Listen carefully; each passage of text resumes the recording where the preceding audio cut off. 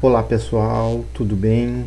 Aqui é o professor Alex Marim e nós então no dia de hoje estaremos dando continuidade ao nosso estudo de Banco de Dados 2 e estaremos então vendo em maiores detalhes sobre restrições de integridade, certo, gente? Então essa videoaula ela vai ser um pouco mais teórica, tá?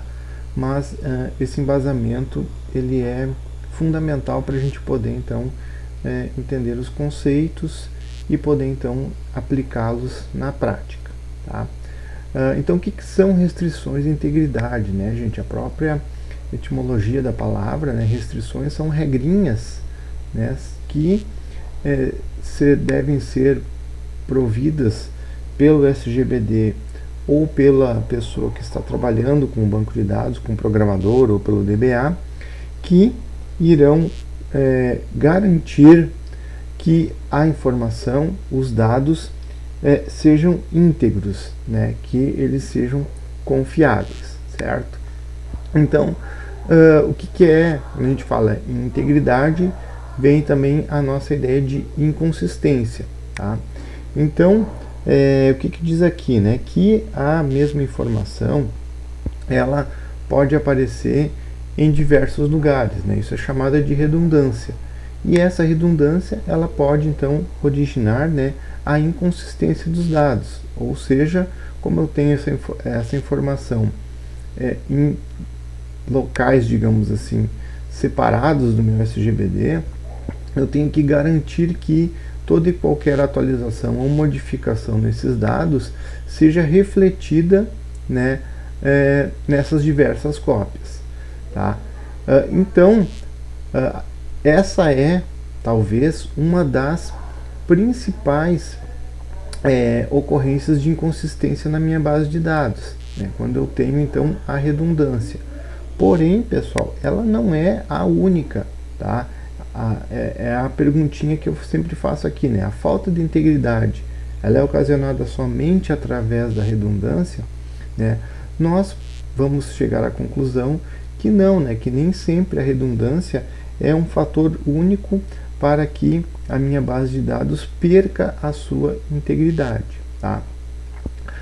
Ou seja, eu posso, né, ter erros acidentais, né? Ou seja, atualizações acidentais ou até mesmo propositais que podem fazer com que a minha base de dados ela perca a sua integridade, tá? Por exemplo, eu tenho lá um campo chamado nota, vamos imaginar, e esse campo ele está definido como um inteiro ou como um ponto flutuante, né, como um double, enfim, e nada vai impedir, a princípio, nada diretamente falando, né, de eu, por exemplo, ou do usuário lá inserir um número negativo, por exemplo, né? Mas nós sabemos que pelas nossas regras de negócio, um aluno, um estudante, enfim, ele não poderia ter uma nota negativa, certo? Mas o SGBD não está preparado para isso a priori, ok? Então, isso seria o que? Uma atualização ou uma inserção, né, acidental, né? Ou seja, não é, aí a minha informação ela estaria inconsistente, ela não iria estar refletindo, né, o cenário que eu quero, tá? Então, o que são, né, gente, essas restrições de integridade, que é o tema da nossa aula de hoje, né? São mecanismos que irão fornecer, tá, a garantia de que mudanças feitas na minha base de dados, quando eu digo mudanças, operação de insert, uma operação de delete, né, uma operação de update, qualquer operação da DML que altere o meu dado, elas não resultem em perda dessa consistência, certo? Tá? Então, isso que vai prover essas regrinhas aí, tá? Então, olhem só, vou passar meio rapidinho aqui. O que essas restrições, né, de integridade, elas podem ser classificadas em dois grandes grupos, tá? O primeiro grupo aí, ó, são as chamadas restrições relacionais, tá? Vimos que relacional sempre tem a ver com a ideia de tabelas, tá? Então, o que são os relacionais? São aquelas restrições, pessoal, que elas devem ser garantidas de uma maneira automática por um SGBD relacional. Tá? Ou seja, são restrições que eu não preciso, eu enquanto usuário, quanto programador, quanto DBA, eu não preciso me preocupar como ela foi implementada. Eu só tenho que saber o seu conceito e saber que o SGBD vai garantir isso de uma maneira automática para mim. Tá? Elas são em 4. Tá? Quais são elas? A integridade de vazio. Tá? O que é integridade de vazio? Tá? É quando eu vou lá, estou criando a minha tabelinha, create, table, parará, e eu digo que uma determinada coluna lá, ela é null ou ela é not null, certo? Então isso vai me dizer o seguinte, ó, quando eu disser que a coluna é not null, tá? Ou seja, ela é uma coluna obrigatória, o SGBD vai garantir para mim que quando eu fizer um insert, quando eu fizer um update, por exemplo, tá? Aquele campo para aquela coluna tem que ter alguma coisa.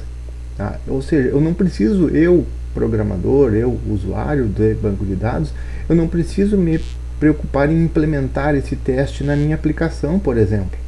Eu não preciso fazer um if lá ou qualquer outra coisa que seja. No momento que eu fui lá, na hora do meu create, e defini que uma determinada coluna ela é not null, ou seja, a integridade de vazio já vai estar agindo ali. O SGBD já vai então criar uma espécie de alerta e definir que aquela coluna não pode ter campos vazios. Tá? Isso então já é automático. A gente usa, né, e nem se preocupa. A outra, né, a segunda é a chamada integridade de chave. Né? O que quer dizer essa integridade de chave, tá, gente? Significa que a chave primária, tá, a PK, ela tem que ser única, ok? Então, quando vocês vão lá e definem que uma determinada coluna ou uma combinação de colunas, ela é a chave primária da minha tabela, né, vocês simplesmente vão usar e nem vão se preocupar em testar se ela será única ou não, tá? Quem que vai se preocupar com isso? Tá? Será o SGBD, que vai manter isso como um índice lá, enfim, tá? Mas vocês só tem que saber o conceito e definir lá que a coluna tal, código lá, ID, é a chave primária e pronto, né, gente? Vocês não precisam também fazer nada. A terceira, a integridade de domínio, ela diz respeito ao tipo de dados que cada coluna tem, né? Nós vimos que os SGBDs, eles possuem uma gama de tipos bem mais rica que a maioria das linguagens de programação, né? Justamente por quê? Porque eles armazenam os dados e eles têm que ter esses dados armazenados de uma maneira bastante otimizada, né? A gente tenta ganhar no máximo possível. Tá? Então, o que significa a integridade de domínio? Né? Ela significa, por exemplo, que se eu tenho um campo lá, uma coluna inteira, né, do tipo integer, eu não vou poder armazenar caracteres alfanuméricos lá. Tá? Então, se eu for fazer um insert, né, em uma determinada coluna que é inteira e eu tentar colocar uma letra lá, o SGBD vai reclamar, né? Ele vai dizer, ó, não posso colocar caracteres alfanuméricos em uma coluna do tipo inteira porque está violando a integridade de domínio, que é implementada de maneira automática no meu SGBD. Então ele controla isso para mim, né?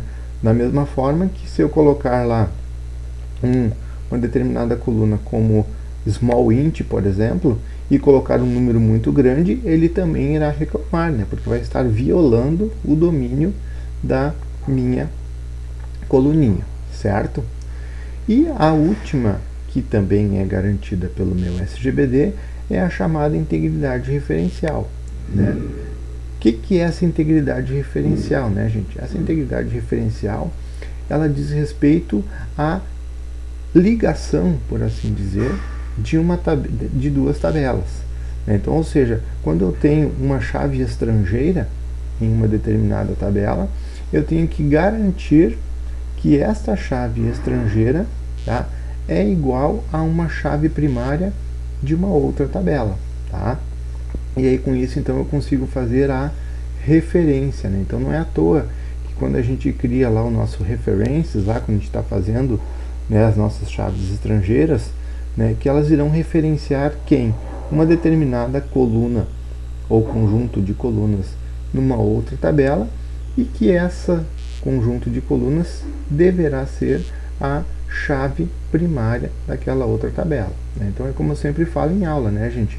A integridade referencial, ela trabalha naquele sentido de PK igual a FK, né? Ou FK igual a PK, como queiram. Ok? Tá? Então esses quatro elementinhos aqui, essas quatro restrições ditas de relacionais, tá? Elas já estão disponíveis, melhor dizendo, no nosso SGBD. A gente já usa, a gente já criava e nem sabia que estava trabalhando com essa ideia de restrições. Tá? Ela serve então para quê? Para proteger, né, para garantir que a minha informação seja consistente, seja íntegra. Tá? Então, vazio, chave primária, de domínio, que é o tipo, e a integridade referencial, PK igual a FK. Certo? Tranquilinho, né? Tá? Então, esse é o primeiro tipo. O segundo tipo, gente, são as chamadas restrições semânticas, né? Essas restrições aí, elas são restrições que não são providas de uma maneira automática pelo SGBD como as anteriores, mas sim elas ficam a cargo do programador de banco de dados, ou seja, são procedimentos que devem ser escritos por alguém para garantir uma determinada regra de negócio, tá? Porque nós vimos ali que as restrições relacionais, elas têm um poder reduzido, né? Elas não conseguem controlar tudo que a gente precisa. Então, para controlar todas as especificidades de uma determinada regra de negócio, é necessário então que eu implemente algumas funções, né, ou alguns processos ou procedimentos que testem isso, que validem isso. Tá? Nada impede também que eu faça isso na minha aplicação, né, gente? Só que aí a minha aplicação ela vai ficar mais pesada, né? Ela vai ter mais processos, mais testes sendo feitos, e geralmente então o nosso servidor de SGBD ele vai ficar mais ocioso. Então, quanto mais a gente puder para garantir então a automatização das operações em SGBD dentro do SGBD, melhor, tá, gente? Essa é a ideia. Ok? Então, das restrições semânticas, né, nós temos aqui as asserções e os famosos, né, e tão temidos aí, gatilhos, certo? As asserções, pessoal, elas estão aqui por questões de conhecimento propriamente dito, tá? São processos que eles são validados a cada operação de atualização. A maioria dos SGBDs atuais não utiliza essa estratégia, tá? Mas elas estão aqui para título de conhecimento, tá? Nós não iremos estudá-las. Já os gatilhos são basicamente o assunto que nos interessa para essa nossa próxima aula, tá? Então, deixa eu avançar aqui. Aqui tem uma explicação sobre cada uma delas, vocês deem uma olhada lá, eu vou passar rapidinho aqui, tá? Rapidão aqui. E vamos chegar lá no nosso gatilho, tá? Então, a ideia é a gente trabalhar com os nossos gatilhos, certo? Para nós, então, trabalharmos com a ideia de restrições semânticas, ou seja, são aquelas em que o programador deve escrever o processo. Essas regrinhas aí, elas são baseadas então no conceito de regras ECA. Tá? O que são regras ECA? Tá? São regras baseadas em eventos, condições e ações. Tá?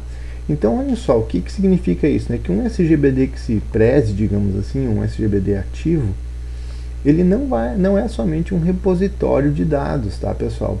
Mas também ele vai executar ações de uma maneira automatizada em resposta a alguns determinados eventos. Tá? Essas regras aí, elas são chamadas do tipo ECA, e elas vão especificar quando, ou seja, em que momento, tá? E quais são as ações que deverão ser executadas. Tá? Então, de uma forma geral, nós vamos ter mais ou menos essa configuração aqui a nível de SQL, tá? Um evento, if uma determinada condição, então faça uma determinada ação, certo? Então, o que acontece, né? Quando um determinado evento ele ocorre, tá? Uma ou mais regras podem ser disparadas, né? Então, daí vem a ideia da expressão gatilhos, né? Ou seja, o SGBD fica de sobreaviso. Quando acontece um determinado evento, esse evento ele vai ser então testado. Se uma determinada condição for satisfeita, então vai acontecer o disparo das ações. Tá?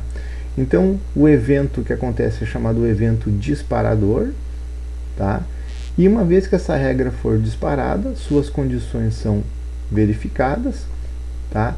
E se essas condições forem satisfeitas, então o conjunto de ações desta regra são executadas. Certo? Então, assim, os nossos gatilhos que nós iremos estudar aí, eles são fortemente baseados na ideia de regras ECA. Tá? Então, nós vamos ter uma definição de quais são os eventos, quais são as condições, certo? Quais são as condições que eu quero, e se essas condições forem satisfeitas, quais são as ações que devem ser executadas. Tá?